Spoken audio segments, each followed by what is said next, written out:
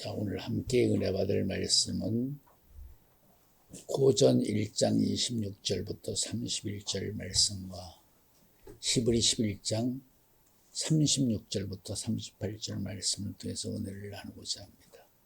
차례대로 읽어주세요. 고린도전서 1장 26절 말씀, 신약 264페이지. 형제들아, 너희를 부르심을 보라. 육체를 따라 지혜 있는 자가 많지 아니하며 능한 자가 많지 아니하며 문벌 좋은 자가 많지 아니하도다. 그러나 하나님께서 세상의 미련한 것들을 택하사 지혜 있는 자들을 부끄럽게 하려 하시고 세상의 약한 것들을 택하사 강한 것들을 부끄럽게 하려 하시며 하나님께서 세상의 천한 것들과 멸시받는 것들과 없는 것들을 택하사 있는 것들을 폐하려 하시나니 이는 아무 육체라도 하나님 앞에서 자랑하지 못하게 하려 하심이라. 너희는 하나님께로부터 나서 그리스도 예수 안에 있고 예수는 하나님께로서 나와서 우리에게 지혜와 의로움과 거룩함과 구속함이 되셨으니 기록된 바 자랑하는 자는 주 안에서 자랑하라 함과 같게 하려 함이니라. 히브리서 11장 36절 말씀, 신약 366페이지. 또 어떤 이들은 희롱과 채찍질 뿐 아니라 결박과 옥에 갇히는 시험도 받았으며 돌로 치는 것과 톱으로 켜는 것과 시험과 칼에 죽는 것을 당하고 양과 염소의 가죽을 입고 유리하여 궁핍과 환난과 학대를 받았으니 이런 사람은 세상이 감당치 못하도다. 저희가 광야와 산중과 암열과 토굴에 유리하였느니라. 자, 오늘 은혜 받을 말씀의 주제는 변들이 인생의 축복입니다. 오늘 말씀을 증거하는 내용 중에 제가 연도를 기억지 못하는 그런 내용이 들어있습니다. 그걸 양해해 주시고 들어주시기 바랍니다. 아브라함 링컨 16대 대통령입니다. 미국의 워싱턴 DC에 있는 무슨 극장에서 어느 청년에 의해서 권총에 56세로 죽었습니다. 그런데 여러분들이 미국 돈 1센트짜리에 보면 누구 조각상이 들어있어요? 링컨의 조각상이 들어있었어요. 이 조각상은 국가에서 정해서 그렇게 한 것이 아니라 국가에서 초대한 조각가들 중에서 바로 소련에서 이민 온 미국인이 의견에 의해서 1센트라는 동전에 링컨의 얼굴이 들어갔다는 것이죠. 1센트란 미국에서 가장 그렇죠, 적은 돈이죠. 그런데 가장 적은 돈의 화폐 속에 미국에서 가장 존경받는 대통령의 얼굴을 집어넣는다 하는 것이 상당히 정부 측에서는 못마땅했던 것 같아요. 그래서 불렀어요. 아마 국무위원들이 불러서 당신이 그 의중을 얘기해 달라. 그러니까 그분이 하는 말이, 첫째, 미국 대통령 링컨은 가장 아메리카인 중에서 가장 정직한 사람이다.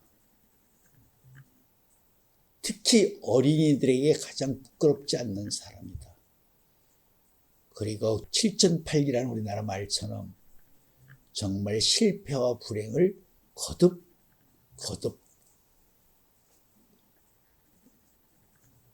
쓰러지지 않고 불굴의 투지로서 그것도 가장 정직하고 성실하게 이겨낸 사람이다. 화폐로서의 가치는 가장 적은 1센트지만 화폐의 바로 시작이 되는 1센트의 링컨의 화상을 넣기로 내가 의견을 수렴해서 모은 것이다. 그래서 그 사람의 설명을 듣고 의회에서도 두 번 다시 말하지 않았다고 그래요. 의회에서도 그걸 인정해서 1센트의 링컨의 화상을 넣었다고 합니다. 미국 국민들이 가장 존경하는 대통령을 두 사람이라고 말을 해요. 첫째 대통령은 초대 대통령이었던 조지 워싱턴. 두 번째는 바로 아브라함 링컨. 그리고 또 어떤 경우에는 링컨이 첫 번째 존경받는 대통령이라고 말하는 측도 많이 있다고 그래요. 왜 링컨이 미국 대통령 중에서 가장 존경받는 대통령이라고 말할 수 있는 것인가? 그러면 미국이 아닌 다른 나라 사람들이 흔히 보편적으로 하는 말이 뭐죠? 링컨은 노예를 해방시킨 사람이기 때문에 링컨이 미국 국민으로부터 존경받는 대통령이 되었을 것이다. 그렇게 외적으로는 다들 생각하고 말한다는 것이죠. 미국민들은 그런 생각을 갖지 않고 있다는 것이죠.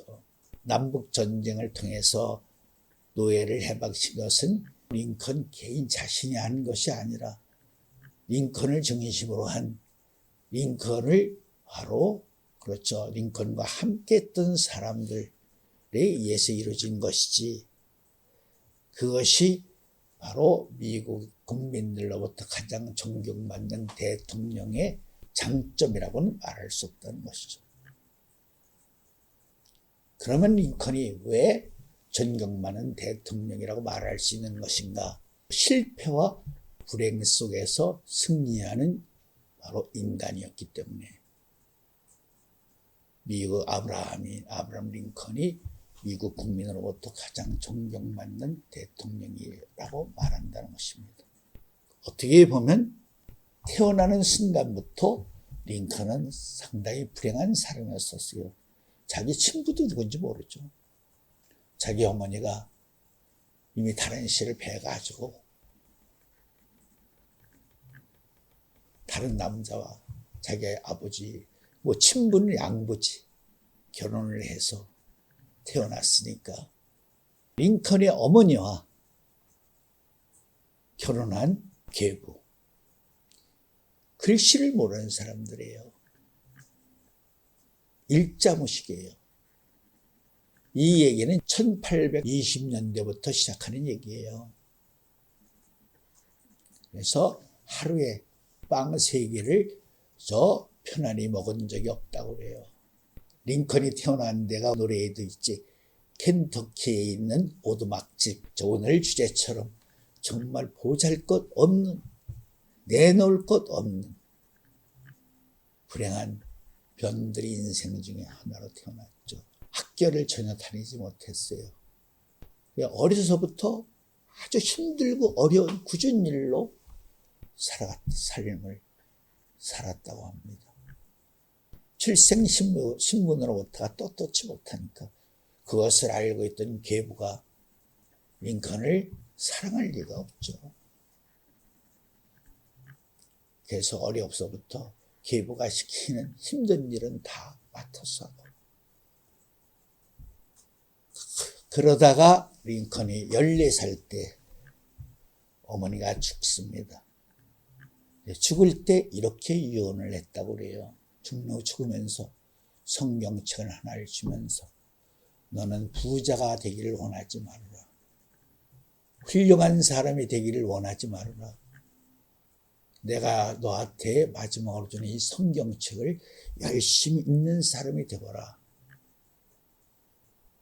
그렇게 성경책을 운명하시면서 저 유언으로 링컨에게 당부하고 숨이 끊어졌다고 그래요.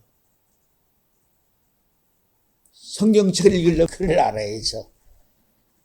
그래서 그때부터 혹독한 가난과 고난과 그 어려움 속에서 독학으로 글을 배우기 시작했다고 합니다. 그때부터 책방에 가서 근무하기도 하고 농장에 가서 가축을 돌보는 일도 하고 온갖 정말 힘들고 육체적으로 어려운 일들을 맡아가면서 전전해가면서 돈을 벌어다가 아버지 계부를 공양하고 틈틈이 공부를 하기 시작했다고 그래요. 특히 링컨이 법률에 관해서 깊은 관심을 갖게 된 것은 책방에서 근무하는데 그 책방 안에 있는 법률 서적의 서적을 보다가 관심을 갖기를 시작했다고 그래요. 링컨이 얼마나 외소해 키는 크지만 바짝 말랐잖아요. 굶주리고 헐벗고 고생이 찌들었기 때문에 노예도 어느 정도 성공의 계단을 밟을 때까지도 몸이 회복이 되지 못한 것이라고 그래요. 그래서 그때부터 법률 공부를 책방의 사원으로 일하면서 시간을 쪼개고 뭐 잠을 자지 않아가면서 사적으로 법률 공부를 하기 시작해서 그렇죠. 변호사 시험을 봤다는 거죠. 변호사 시험도 첫 번에 붙은 것이 아니더라고요. 세 번째인가 변호사 시험을 봐서 붙고. 근데 변호사 시험을 보기 전에 링컨이 사업을 하나 했더라고요. 라고 실패를 하고 또 조그만 사업을 하다 실패를 했어요. 그래서 어떤 방앗간 주인에게 1,100불을 빌려서 했는데 1800년대에 1,100불이면 엄청난 큰 돈이었다고 그래요. 그나마 방앗간 주인이 링컨에게 그만한 돈을 빌려줬던 것은 링컨이 정말 누가 봐도 정직하고 성실한 삶을 살고 있는 청년이었기 때문에 지금으로 말하면 초등학교도 안 나온 사람이 독학을 해서 글을 깨우친 글을 익히고 바로 또 다듬어서 스스로 법률 공부를 해서 저 변호사 시험에 합격하는 그런 과정을 지켜봤기 때문에 방앗간 주인이 1,100불을 바로 빌려줬다고 합니다. 갚을 길이 없죠.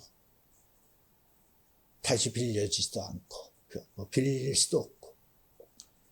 그래서 링컨이 다 하던 일을 딱 중단을 하고 3년 동안에 힘든 농장에서 다른 사람보다 더 시간을 내서 많이 일하면서 먹는 것 외에는 모든 것을 절약해서 만 3년 만에 1,100불을 갚았다고 그래요.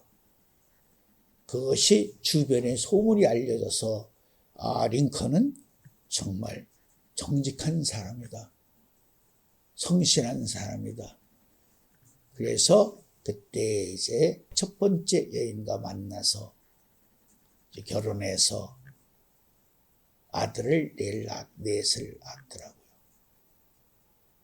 그런데 네 아들 중에서도 셋은 다 죽고 하나만 겨우 살아남았어요. 이제 링컨이 결혼을 하고 나서 군의원, 도의원 이런 자치주의 의원을 뽑는데 2번을 나갔다 2번을 다 떨어졌어요.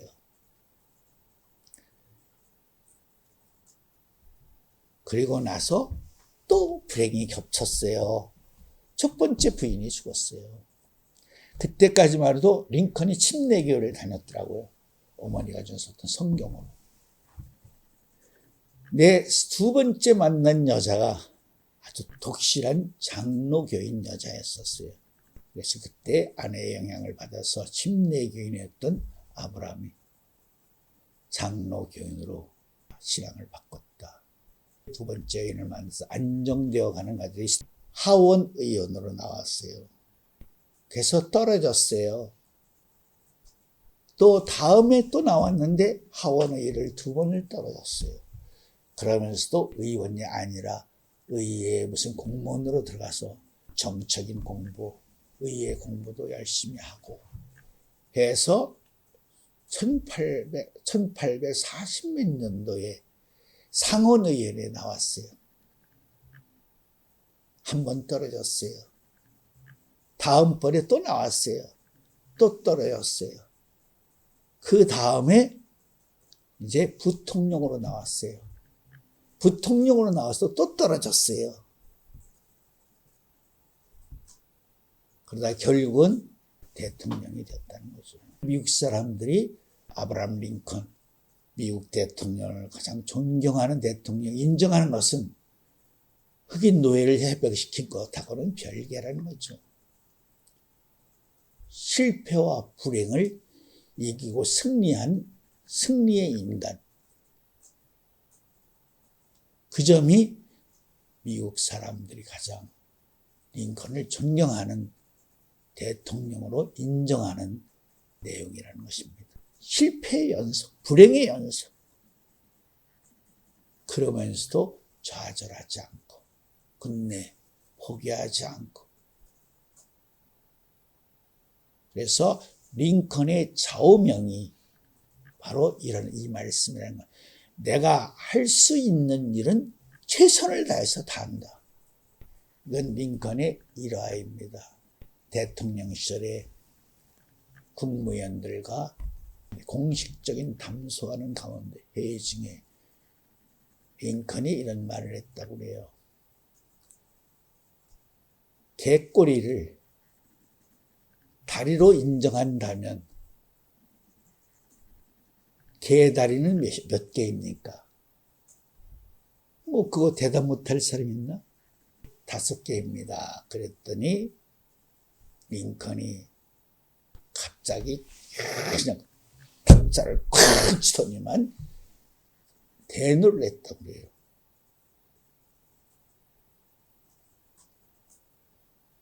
그래서 순간적으로 강요들이 왜 저러시나? 당연한 일인데 왜 저러시 대노하시나? 그랬더니 링컨이 다음과 같은 말을 하더래요. 개는 다리가 분명히 넷이지. 가정이란 말은 진실과 하나가 될 수 없는 말이다. 원칙에서 벗어난 말이다. 정치는 가정이란 말을 절대 사용해서는 안 된다. 정직하고 성실하고 원칙적으로 정치를 해야지. 가정, 임시, 방편 이런 사고적 의식을 가진 사람은 진실한 진정한 정치라고 말할 수 없다. 그래서 다시 한번 함께하고 있던 강요들로부터 기립박수를 받았다고 합니다. 대통령이 되고 나서 얼마 하지도 못했죠. 56세 권총의 탄환에 맞아서 저녁에 맞아서 그날 이튿날 아침에 죽었다. 물론 목적은 이루셨지만 과정은 정말 험난했던 실패, 불행의 연속의 삶을 살았던 대통령이었다는 것이죠. 그래서 항상 강요들에게도 원칙을 벗어나는 일은 정직하지 못하다. 그러면서 항상 성경 말씀을 많이 인용하셨다고 그래요. 그리고 아침 조찬기 기도회를 대통령이 친히 다 주관하시고 인도하시고 꼭 기도회를 통해서 대통령의 업무가 시작됐다고 합니다. 어떤 행사, 어떤 바쁜 일정이 있어도 다니엘처럼 하루에 3번씩 링컨 대통령은 꼭 기도하셨다고 합니다. 어떤 바쁜 일정이 있어 그 일정 속에서도 잠시 중단하게 하시고 개인적으로 꼭 기도의 시간을 갖고 기도를 드리는 기도의 사람이었다고 합니다. 성경 속에도 편들이 인생들이 승리한 예가 많이 있습니다. 사사기에 보면 입다가 기생아들이에요. 본처 후처의 자식들로부터 내어 쫓김을 받았죠. 너는 아들이라고 인정해 줄 수 없는 비천한 자식이야. 너는 나가. 절대 우리 가문에 소속된 자라고 어디 가서 입도 빵긋하면 안 돼. 내쫓았죠. 그런데 그 입다가 많은 자기와 비슷한 그런 삶의 의미를 가진 계열의 사람들과 큰 무리를 이뤄서 그 시대에 여기저기에서 소문을 내고 살던 사람 같았어요. 그래서 전쟁이 일어나니까 자기 민족을 대표해서 앞장서서 나가 싸울 만한 사람을 찾아보니까 없어서 부득이 입다를 불러다가 하나님의 이름으로 맹세를 하고 내가 우리 히브리 민족의 우리 민족의 머리 지도자가 되어달라.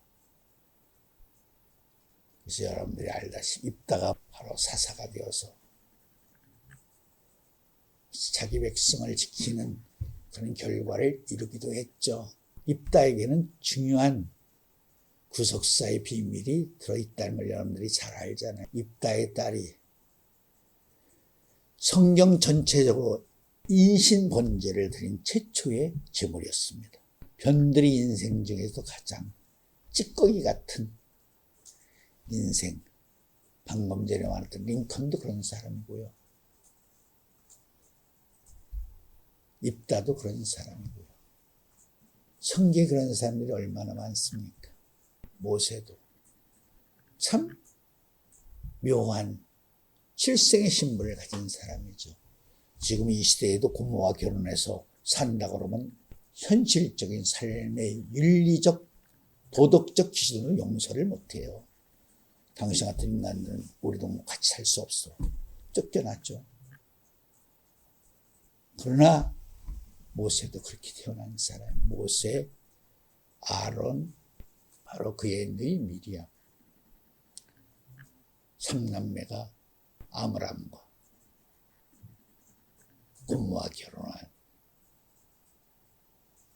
칠생의 신분을 가진 사람이었다는 것이죠. 그런 그를 이스라엘 백성들이 쫓아내고 말았죠. 그래도 내가 이렇게 해주면 내가 얼마나 끔찍하게 내 백성이 내가 잘 살아간다는 것을 알아줄 것이 아니냐. 그런 마음으로, 좋은 마음으로, 나라를 사랑하는 마음으로, 자기 민족을 사랑하는 마음으로 애굽인을 쳐 죽인 그 사건 때문에 이스라엘 백성들이 고바람으로 미디안 땅에 쫓겨가서 40년 동안 이드로의 사위로서 비참한 삶을 살고 말았죠. 모세도 얼마나 불행한 사람이에요. 태어나자마자 3개월이 되어서 더 이상 숨길 수가 없으므로 갈대로 갈상자를 만들어서 애국강 버렸을 때 목욕을 하고 나오러온 공주의 눈에 띄어서 그의 아들로 살아가는 과정이라든가 모세의 저 일생을 자세히 살펴보면 그도 분명히 변들이 인생이었다 하는 것을 알아야 됩니다. 여러분들이 한번 이 점 생각해 보세요. 예수님이 승천하실 때 사람들이 고개를 들고 승천하실 전에 예수님을 바라보시고 계셨죠. 그러자 천사가 뭐라고 그랬어요?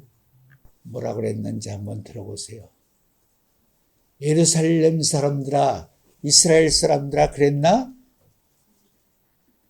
뭐라고 말했죠? 사도행전 1장 11절 말씀. 가로되 갈릴리 사람들아 어찌하여 서서 하늘을 쳐다보느냐. 너희 가운데서 하늘로 올리오시니 예수는 하늘로 가심을. 여기서 중요한 게 뭐예요? 갈릴리 사람들아. 갈릴리 사람들에게 약속을 하신 것이지 이스라엘 사람들에게 약속한 것이 아니라는 거죠. 여러분들 이거 성경을 읽을 때 그냥 읽으면 아무 의미가 없어요. 그냥 누구에게? 다시 한번 읽어봐. 가로되 갈릴리 사람들아 어찌하여 서서 하늘을 쳐다보느냐. 너희 가운데서 하늘로 올리오시니 예수는 하늘로 가심을 본 그대로 오시리라 하였느니라. 그렇다면 이 말의 의미 속에는 뭐가 들어있어요? 오시는 비밀을 누구에게 가르쳐준다는 거예요? 이스라엘 사람들이 가르쳐준다는 말에 누구에게 가르친다는 거예요? 갈릴리 사람들에게. 갈릴리 사람들은 누구죠? 변들이 인생들이지. 갈릴리.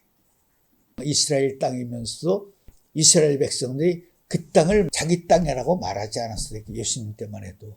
그 땅, 버려진 땅, 외면당한 땅. 그런 의미였었어요, 갈릴리가. 그래, 갈릴리 나사렛에서 선한 것이 어찌 태어날 수가 있느냐.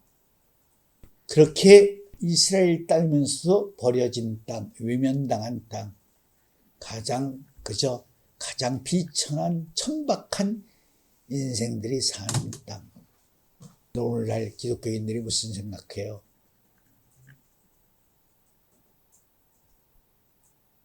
무슨 생각해요? 본대로 오려니까 누구든지 그 말씀을 믿으면 본대로 온다고 믿고 있죠. 그러나 누구들에게 약속한 거에 갈릴리 사람들아. 예수님이 이 십자가 사역을 엎드시고 분명히 말씀하셨죠.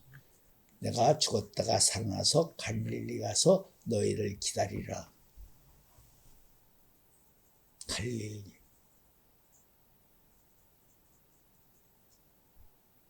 이 말씀이 있기 때문에 고전 1장 26절부터 31절 말씀이 성립이 되고 그 말씀이 짝이 된 것이다 하는 것을 알아야 돼요. 고전 1장 26절 이하의 말씀이 갈릴리 사람들에 대한 예언적이고 암시적이고 투시적인 말씀이 된다 라고 말할 수 있다는 것이죠. 마지막 때도 우리가 영적 갈릴리 사람이 되지 못하면 예수님은 다시 오시는 재림주를 영접할 수 없다. 그렇게도 역설적으로 표현할 수 있는 말씀이라는 것이죠. 누구나 믿으면 믿는 사람들에게 오신다는 말씀의 의미라면 굳이 갈릴리 사람들이라고 말할 필요가 없어요. 분명히 히브리 9장 18절 말씀에도 그렇죠. 죄와 상관없이 두 번째는 자기를 바라는 자들에게 오신다. 바라는 자들이라는 의미도 갈릴리의 의미가 같은 것이다. 갈릴리 사람이라는 의미가 들어있는 것이라고 말할 수 있다는 것이죠. 갈릴리 사람들에게 한 말씀이에요. 히브리인이라는 말이 뭐예요? 강을 건너온 자네요. 강을 건너왔다는 말은 뭐예요? 강을 건너기 전에는 비류 같은 인생들이 좀 더 나은 세상에 살기 위해서 그 어려운 곳에서 이곳을 건너왔다. 그래서 에스겔에 보면 아직 핏덩이로 들녘에 버려진 어린 아기로 표현이 되죠. 지나가던 자가 불쌍해서 거두어서 핏물을 닦아주고 그렇죠. 태를 잘라서 목욕을 시키고 옷을 입혀주고 양육하는 그런 내용이 에스겔서에 있습니다. 물론 민수기에도 그렇죠. 수가 적어서 택했다. 7장 7절에도 나와 있지만은 히브리라는 자체가 뭐예요? 가장 낮고 천한 인생, 인간, 백성이라는 뜻이 담겨 있다는 것이죠. 그래서 하나님이 히브리인을 택했다는 거죠. 가장 낮고 천한 사람을 택해서 하나님이 가장 존귀한 하나님의 자녀, 백성으로 만들어져야만 하나님 앞에 아무 육체로도 자랑하지 못하게 하려 하심이라는 그런 말씀이 있는 거죠. 하나님은 낮은 자를 존귀하게도 만드시고 존귀한 자를 낮고 천한 비리로도 만들 수 있다 하는 것을 말씀하고 있는 것이죠. 12아들 중에서 요셉은 어떤 사람이 가장 존귀한 사람이에요. 가장 존귀한 요셉을 바로 형제들에게 팔려가게 해서 가장 비천한 사람으로 전락시킨 것이죠. 남의 집에 저 모습. 그래도 하나님이 은혜를 주셔서 비약적인 발전을 통해서 애굽의 총리로 만드시긴 하셨지만은, 그러나 그 과정이 결코 쉬운 과정은 아니죠. 분명히 하나님도 이스라엘 백성들을 나의 백성은 나그네 품꾼이라고 말씀하고 있어요. 그래서 아까 제가 지적한 말씀처럼 우리는 재림주를 만나야 될 자리가 어디예요? 갈릴리. 여러분들이 갈릴리가 되지 못하면 재림주를 만나지 못합니다. 우리가 갈릴리가 되어야 된다는 의미 속에 있는 이런 구속사의 비밀과 암호가 들어있다는 사실을 깨달아야 됩니다. 지금도 왜 예수님이 갈릴리에서 만나자고 했는지, 내가 먼저 가서 갈릴리에서 기다리게 했는지에 대한 말씀은 주석에도 없습니다. 예수님이 얼마나 귀한 사역을 하신 데가 많아요. 놀라운 은혜로운 자리가, 성지가 많이 있음에도 불구하고 왜 예수님이 내가 먼저 가서 부활하시고 내가 먼저 갈릴리 가서 너를 기다리겠다.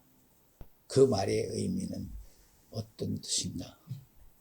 그걸 설명하자면 이런 의미와 같은 것이, 예수님이 부활하시고 나서 베드로와 사도 요한이 가서도 예수님이 그들에게 나타나지 않았어요. 막달라 마리의 보고를 듣고 가서 선생님 살아나서 내가 봤습니다. 증거를 받고 거기서 쫓아갔죠, 두 사람이. 그런데도 예수님이 베드로와 요한에게는 보여주지 않았어요. 자기 산자의 영광을, 존재를. 그런데 일곱 귀신이 들렸던 막달라 마리에게 가르쳐줬어요. 오늘날 성경학자들이, 주석학자들이 몹시 아주 비위상한 것처럼 여기는 말씀이에요.